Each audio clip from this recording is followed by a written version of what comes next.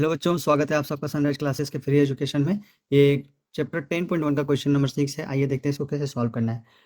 बच्चों, इससे पहले जितने भी क्वेश्चन हैं, अगर आपको किसी में भी डाउट हो तो आप चैनल पे जाके प्लेलिस्ट में ढूंढ सकते हैं। इससे पहले का सारा वीडियो अपलोडेड है, जिसमें बहुत बढ़िया तरह से मैंने समझा रखा है चीज़ों को। ठीक है, कुछ बच्चों को ये राइट हैंड में दिख रहा होगा तो ये समझ में नहीं आ रहा होगा कि ये मैंने क्यों लिखा है, लेकिन जिन बच्चों ने आके पिछले 5 वीडियो देखा है उनको पता है कि ये मैंने क्या लिखा है। ठीक है बच्चों, ये जो एक्सपोनेंट और पावर का जो हमारा चैप्टर है, इसमें ये 5, 6, 7 जितने भी रूल हैं, इसी को इस्तेमाल करके, इसी का यूज करके आप चीज़ों को सॉल्व कर सकते हैं। इसको बोलते हैं लॉ ऑफ एक्सपोनेंट। ठीक है बच्चों, ये एक्सपोनेंट का लॉज है। ठीक है, इसको रूल्स बोल लो, लॉज बोलो, जो बोल लो, ये रूल्स है, उसको इस्तेमाल करते हैं। आइए देखते हैं हर क्वेश्चन में कहाँ पे कैसे अप्लाई होता है। ठीक है बच्चे, ये है 1/3 का टू दी पावर -1। ठीक है, अब देखिए, आप हम लोग हमेशा अभी तक क्या करते आए हैं, जिस भी बेस का जो एक्सपोनेंट है वो माइनस में रहता है तो हम क्या करते हैं, उसको 1 पूरा वैल्यू को लिख देते हैं। बस वो एक्सपोनेंट का नेगेटिविटी चेंज हो जाता है, मतलब वो पॉजिटिव हो जाता है। ठीक है, अब बताओ बच्चों, जब आप ऐसे लिख सकते हो तो इसको आप रिवर्स भी कर सकते हो। मतलब जहाँ पे कुछ ऐसा लिखा हो तो मैं इसको ऐसे लिख सकता हूँ, ऊपर लेके जाऊँगा और साइन में माइनस का लगा दूँगा। ठीक है, मतलब कोई भी चीज़ 1 में लिखा हो तो मैं इसको वापस लेके जाऊँगा और माइनस का साइन लगा दूँगा। मतलब ये 1 में लिखा है तो मैं इसको ऊपर लेके जाऊँगा, इसको बस एक्सपोनेंट -1 लगा दूँगा। ठीक है, इस चीज़ को मैं ऐसे लिख सकता हूँ, कोई डाउट तो नहीं है। ठीक है, अब इसका जो है ये -1 दिया हुआ है। ठीक है, सिमिलरली आप ऐसे लिख सकते हो इसको, 4 को ऊपर लाने के लिए इसका एक्सपोनेंट -1 लिखो और ये जो पहले से लिखा है उसको रहने दो।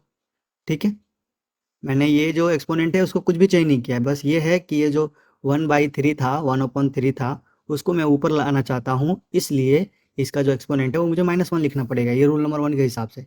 ठीक है, पहले हम इसको 1 इसमें लिखते थे, अभी 1 ऐसा दिया हुआ है मुझे, तो मैं इसको वापस से ऐसे लिख रहा हूँ, बस उसका साइन चेंज कर रहा हूँ। यहाँ अगर प्लस है तो यहाँ मैं माइनस कर रहा हूँ। ठीक है बच्चों, समझ में आ गया? चलिए आगे देखते हैं। तो मैं इसको पहले पूरा लिख देता हूँ, ये पूरे का ये एक्सपोनेंट -1 है। ठीक है, नाउ आप ये देखो, जब ब्रैकेट के अंदर एक्सपोनेंट, ब्रैकेट के बाहर एक्सपोनेंट जब ऐसा रहता है, क्या होता है बच्चों? ब्रैकेट के अंदर, ब्रैकेट के बाहर दोनों एक्सपोनेंट मल्टीप्लाई हो जाता है, मतलब -1 इंटू -1 +1 एक्सपोनेंट +1।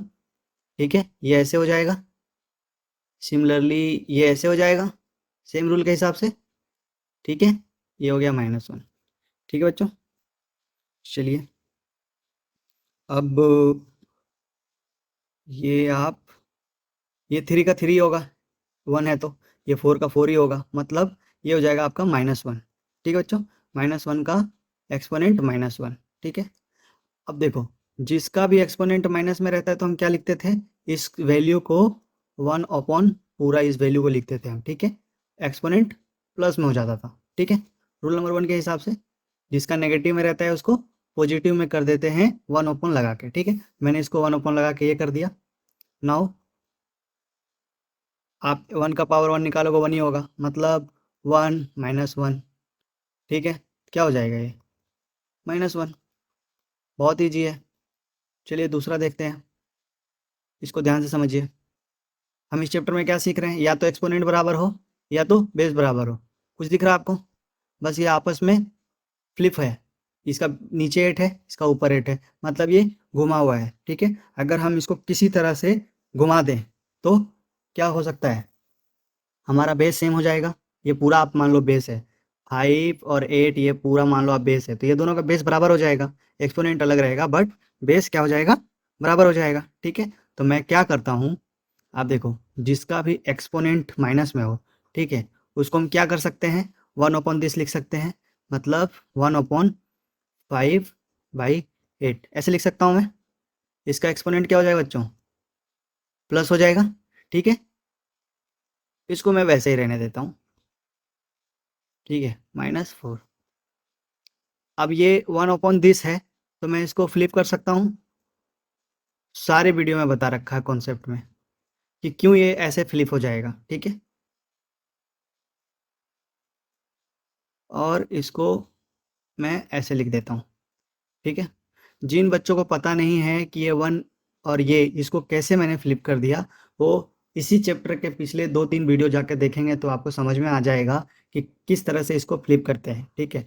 अगर किसी के रूल में ये रहता है कि वन सॉरी बच्चों, 1 के इसके नीचे में वैल्यू रहता है तो आप इसको फ्लिप कर सकते हो। अगर कोई भी फ्रैक्शन हो 1 के नीचे तो आप इसको फ्लिप कर सकते हो, तो ये ऐसे हो जाएगा, ठीक है। अब देखिए दोनों का बेस हो गया सेम 8/5, ठीक है। और ये मल्टीप्लाई में है। क्या है रूल देखिए, जब दोनों का बेस सेम हो और मल्टीप्लाई में हो तो दोनों का प्लस हो जाता है, क्या, exponent. Means we can write like this 7 plus और इसका -4, ठीक है। ये तो -4 का -4 ही रहेगा। इन दोनों के बीच में एक्शन क्या होगा, दैट इज प्लस, ठीक है। तो इसको फिर से मैं ऐसे लिख सकता हूँ 7 प्लस और माइनस -4, ठीक है। मीन्स 8 टू द पावर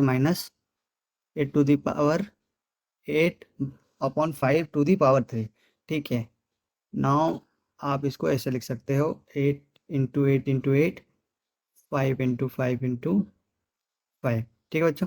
अब इसको आप मल्टीप्लाई कर लीजिए। ये 8 8 जा 64, 64 को 8 से आप गुना करेंगे तो 8 चौके 32, 8 40, 512, ठीक है बच्चों। ये 512 आ जाएगा। 25 को 5 से करेंगे 125, ठीक है बच्चों। ये आपका आंसर आ गया 2, क्वेश्चन नंबर 6 का 2 का, ठीक है। कोई डाउट यहाँ पे? कुछ बच्चे थोड़ा यहाँ पे कंफ्यूज होंगे कि इसको ऐसे कैसे करना है। तो रूल नंबर ये है, जिसका नेगेटिव हो उसको हम 1 पूरा वैल्यू लिख सकते हैं, ये एक्सपोनेंट प्लस में हो जाएगा। और जब एक के नीचे कोई पूरा फ्रैक्शन हो हम उसको पूरा फ्लिप कर सकते हैं। बस जो फ्रैक्शन में डिनोमिनेटर है वो डिनोमिनेटर बन जाएगा और जो न्यूमरेटर है वो डिनोमिनेटर बन जाएगा, ठीक है। इस तरह से हम दोनों को बेस बराबर कर लेंगे और फिर जो रूल है अपना रूल को अप्लाई कर देंगे, ठीक है बच्चों। आई होप ये आपको समझ में आया होगा। समझ में आया तो प्लीज़ वीडियो को लाइक कर दीजिए, चैनल को सब्सक्राइब कर दीजिए और ज़्यादा से ज़्यादा वीडियो को शेयर कीजिए। आपके क्लास का सारा मैथ चैनल पे पड़ा है, प्लेलिस्ट में आप जाकर ढूंढ सकते हैं। थैंक यू, मिलते हैं नेक्स्ट वीडियो में। Have a good day.